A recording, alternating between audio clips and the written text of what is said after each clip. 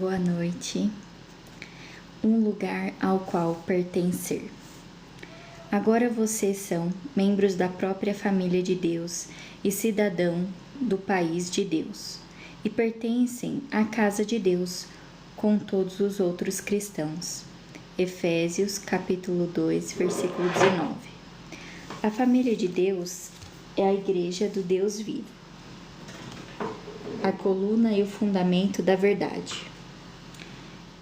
1 Timóteo, capítulo 3, versículo 15. Você é chamado para pertencer, não somente para crer.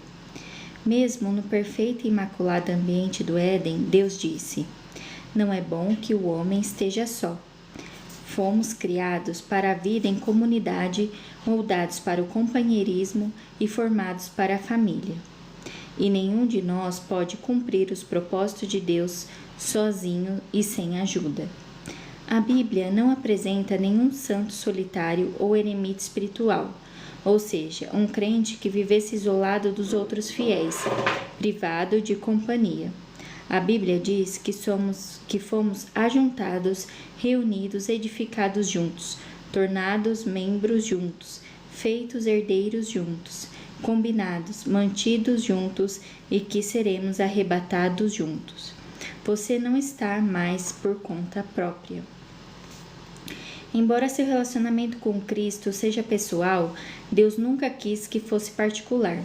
Na família de Deus, você está unido a todos os outros fiéis e faremos parte um dos outros por toda a eternidade.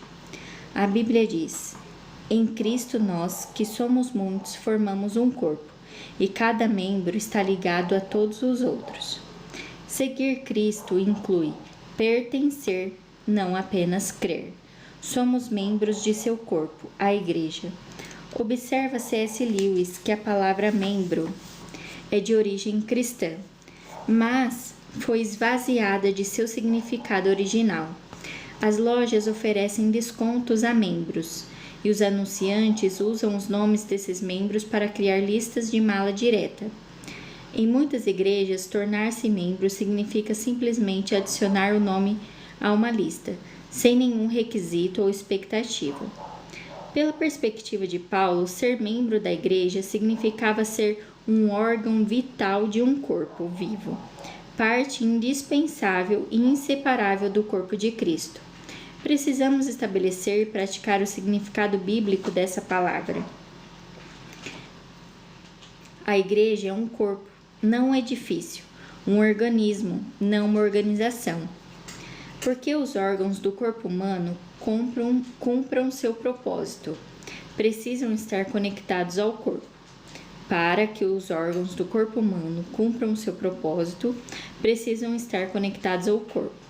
O mesmo ocorre com você, como parte do corpo de Cristo. Você foi criado para uma função específica, mas perderá esse segundo propósito para a sua vida se não fizer parte de uma igreja local.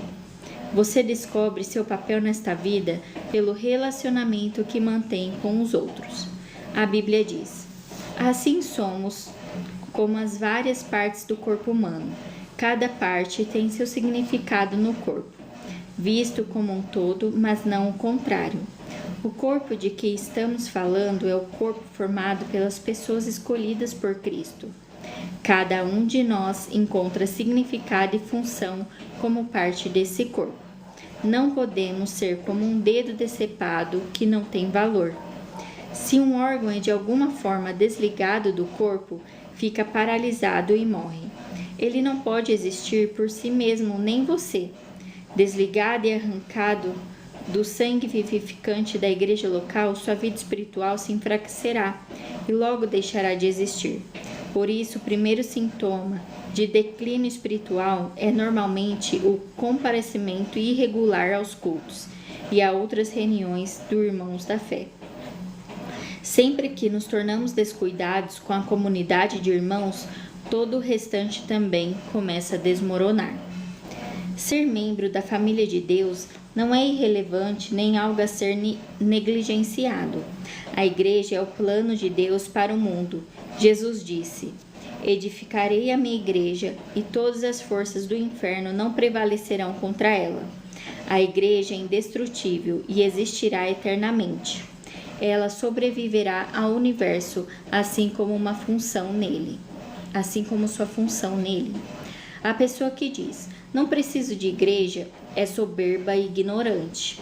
A igreja é tão importante que Jesus morreu na cruz por ela. Cristo amou a igreja e deu sua vida por ela.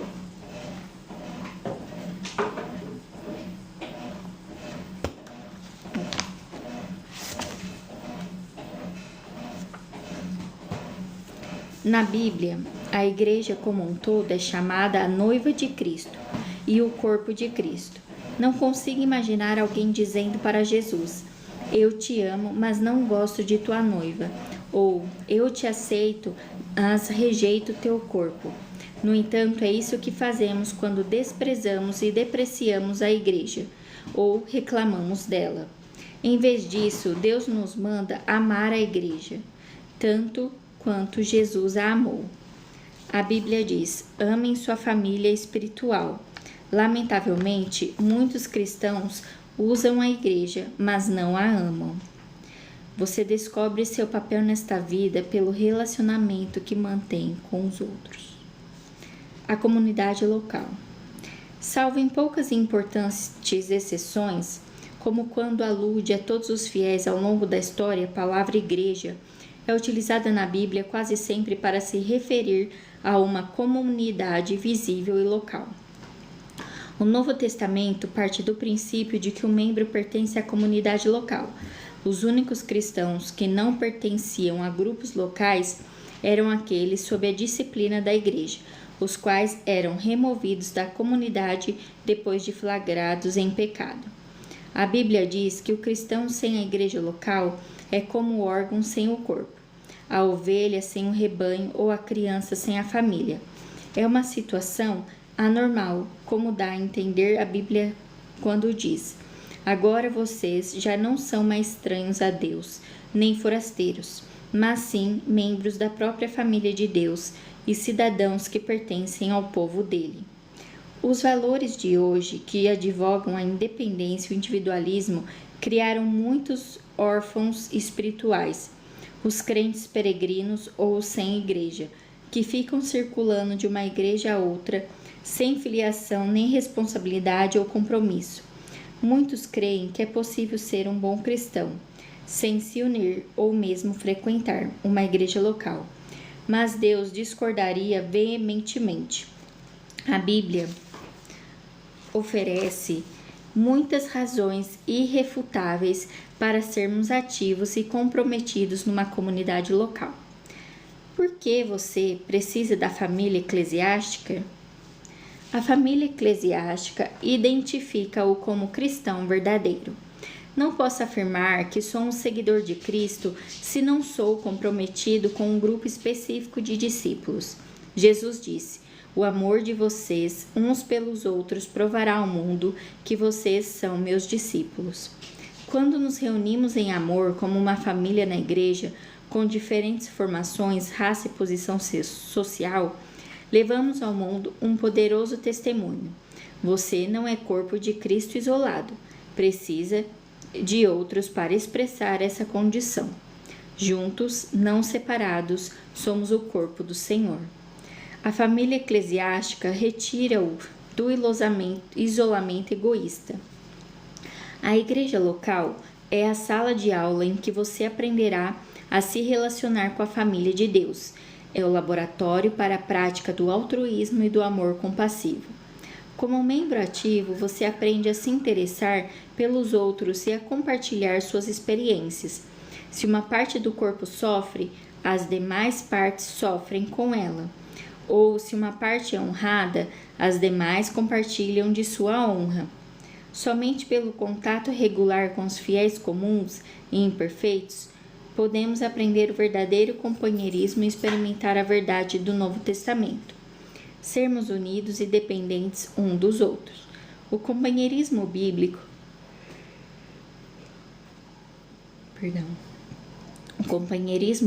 compreende sermos tão comprometidos uns com os outros quanto somos com Jesus Cristo. Deus espera que entreguemos nossa vida um pelos outros. Muitos cristãos que conhecem João 3,16 desconhecem 1 João 3,16. Nisto conhecemos o que é o amor. Jesus Cristo deu sua vida por nós e devemos dar a nossa vida por nossos irmãos. Esse é o tipo de amor sacrificial que Deus espera que você demonstre pelos outros irmãos. Uma disposição para amá-los da mesma forma que Jesus o amou. A família eclesiástica ajuda a desenvolver músculos espirituais. Você jamais chegará à maturidade apenas comparecendo aos cultos de adoração como espectador passivo. Somente a participação na vida integral de uma igreja local desenvolve a musculatura espiritual. A Bíblia diz: à medida que cada parte realiza o seu trabalho, em especial ela coopera para o crescimento das outras partes, para que todo o corpo esteja saudável, crescendo e cheio de amor. As expressões uns aos outros ou uns dos outros são usadas mais de 50 vezes no Novo Testamento. Recebemos ordem para amar uns aos outros, amar, orar uns pelos outros, incentivar uns aos outros, admoestar uns aos outros, saudar uns aos outros, servir uns aos outros, ensinar uns aos outros, aceitar uns aos outros, honrar uns aos outros, carregar os fardos uns dos outros, perdoar uns aos outros, submeter-nos uns aos outros e sermos dedicados uns aos outros, além de muitas outras obrigações mútuas. Isso é ser membro do ponto de vista bíblico. Essas são as responsabilidades familiares que Deus espera que você cumpra na comunidade local. Com quem você vem agindo dessa forma?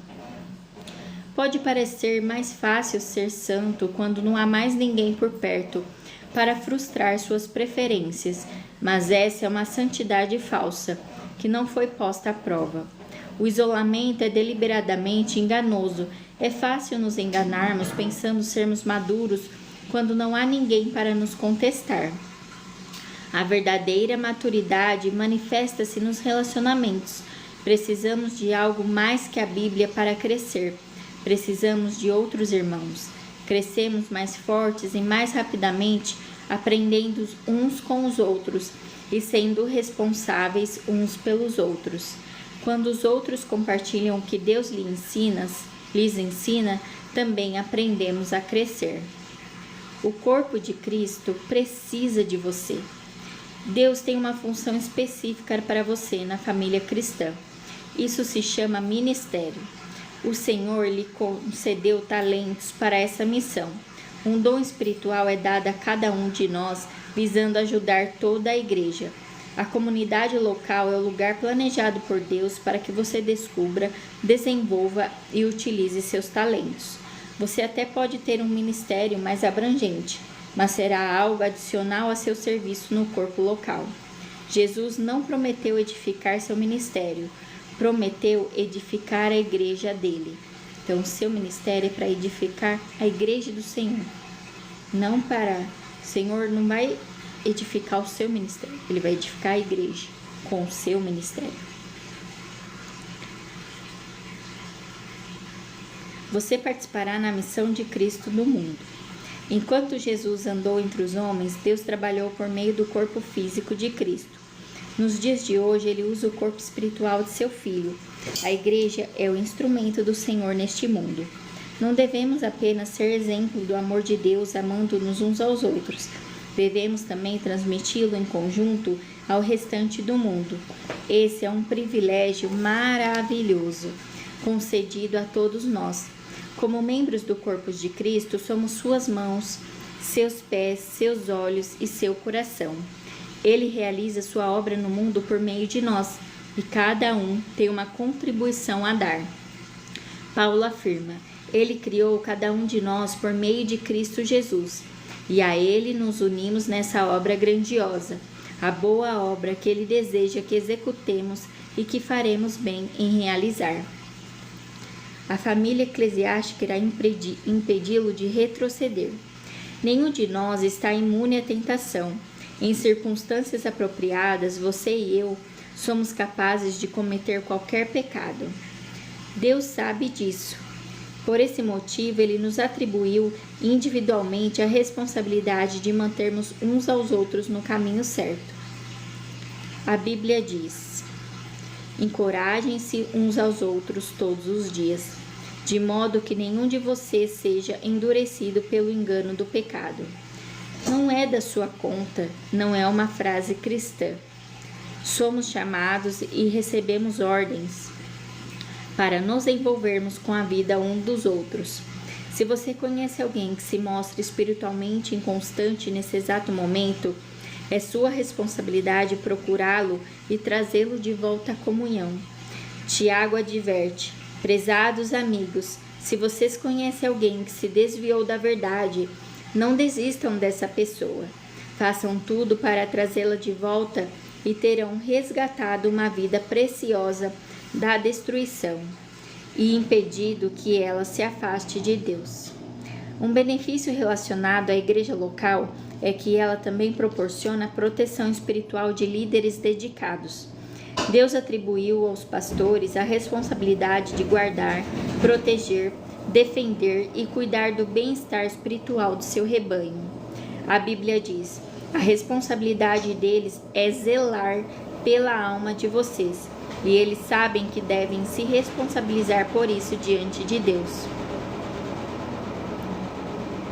Satanás exulta ao ver fiéis afastados, desligados da vida do corpo, isolados da família de Deus e indiferentes para com os líderes espirituais, pois sabe que tais crentes estão indefesos e impotentes contra suas estratégias.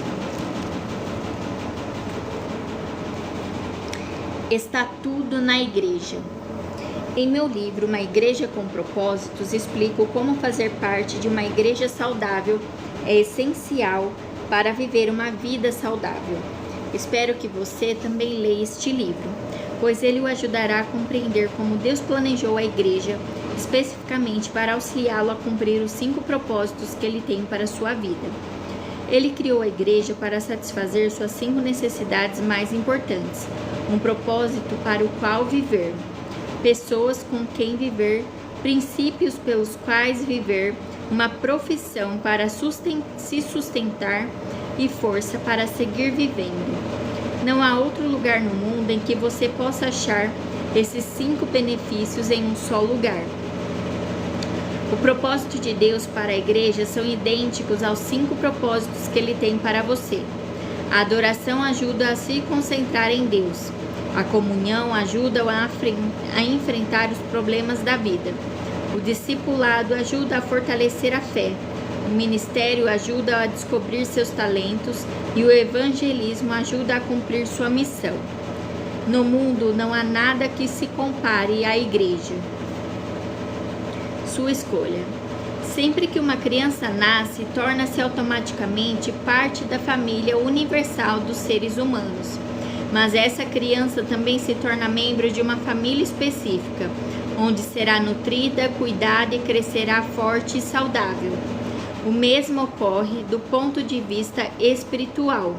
Quando você nasce de novo, torna-se automaticamente parte da família universal de Deus, mas também precisa se tornar membro de uma versão local da família de Deus. A diferença entre frequentar uma igreja e ser membro dela está no comprometimento. Os frequentadores são espectadores que ficam à parte. Os membros envolvem-se no ministério. Os frequentadores consomem, os membros contribuem. Os frequentadores querem os benefícios que a igreja propicia sem participar das responsabilidades. São como casais que querem viver juntos sem o compromisso do casamento. Por que é importante filiar-se a uma igreja local? Porque isso prova que você está de fato comprometido com irmãos e irmãs espirituais, não somente na teoria. Deus quer que você ame pessoas reais, não pessoas ideais. Você pode passar a vida inteira buscando a igreja perfeita, mas jamais a encontrará. Você foi chamado para amar pecadores imperfeitos, assim como Deus faz. No livro de Atos, os cristãos de Jerusalém eram bem específicos em seu compromisso uns com os outros. Eram dedicados à comunidade. A Bíblia diz: eles se dedicavam ao ensino dos apóstolos e à comunhão, ao partir do pão e às orações. Hoje, Deus espera que você se comprometa com as mesmas coisas. A vida cristã é mais que apenas um compromisso com Cristo. Inclui o compromisso com os outros cristãos. Os cristãos da Macedônia compreenderam isso, como Paulo relata. Primeiro, eles deram a si mesmos ao Senhor e depois, pela vontade de Deus, eles se deram a nós também. Tornar-se membro de uma igreja local é o passo que vem naturalmente a seguir, uma vez que você tenha se tornado filho de Deus. Você se torna cristão ao se comprometer com Cristo, mas se torna membro de uma igreja ao se comprometer com um grupo específico de fiéis. A primeira decisão traz salvação, a segunda, comunhão. Pensando sobre meu propósito de vida. Tema para reflexão. Sou chamado para pertencer, não apenas para crer. Versículo para memorizar. E assim também em Cristo nós, que somos muitos, formamos um corpo, e cada membro está ligado a todos os outros. 2 Coríntios, capítulo 8, versículo 5. Pergunta para meditar. Meu nível de envolvimento em minha igreja local demonstra que amo e estou comprometido com a família de Deus? Sou chamado para pertencer, não apenas para crer.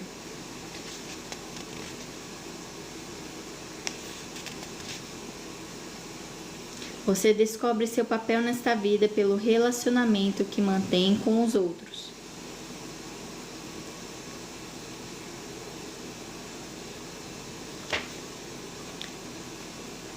Recebemos ordens para amar uns aos outros, orar uns pelos outros, incentivar uns aos outros, admoestar uns aos outros, saudar uns aos outros, servir, ensinar, aceitar, honrar, carregar os fardos uns dos outros, perdoar, submeter-nos e sermos dedicados, além de muitas outras obrigações.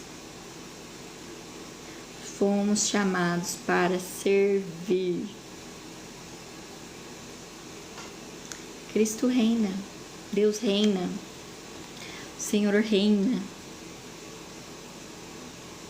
Não tem como amar a Deus e não amar as pessoas.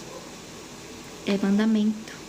Amará o Senhor teu Deus de todo o teu coração. Amará o próximo como a ti mesmo. É amar uns aos outros. Submetermos a Deus. Honrarmos a Deus. Adorarmos a Deus. E termos o amor fraternal pelos nossos irmãos. Cuidarmos uns dos outros.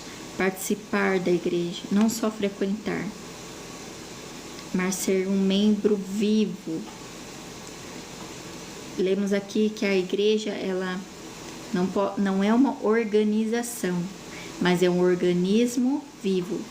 Somos um corpo, membros de um corpo. A igreja é uma só. Quando Cristo olha para nós, Ele olha todos nós como um só corpo. Precisamos ser membros ativos, sermos organismos vivos, que participam, que se envolvem, que oram, que amam uns aos outros, que cumprem, que obedece e que é ativo. Somos a igreja do Senhor, somos organismo vivo.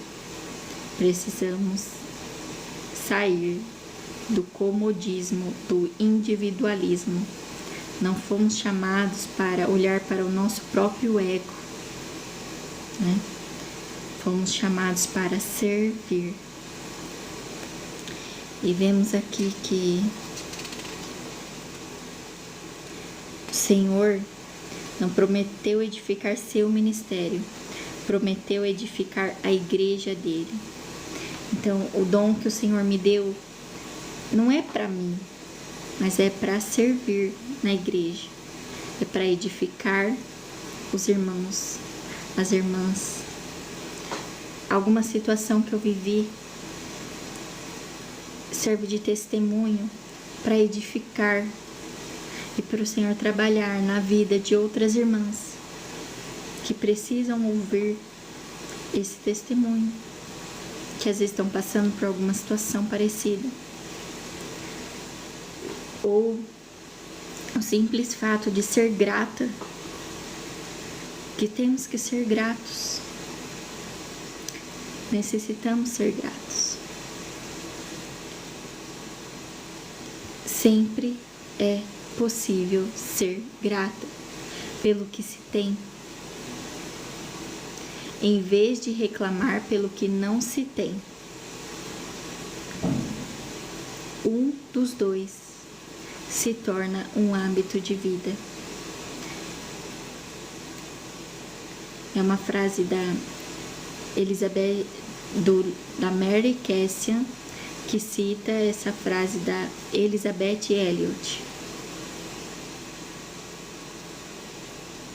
Vamos ser mais gratos e servir ao Senhor de coração, com humildade, com verdade, não por ego, porque nada somos, tudo é de Deus.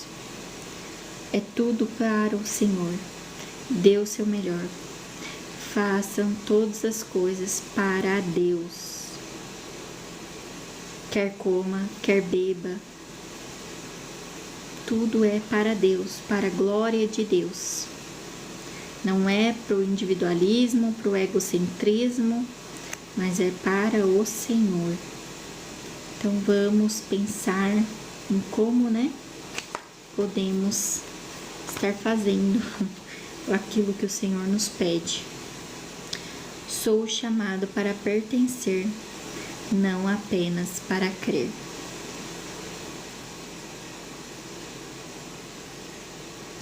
Fica essa reflexão.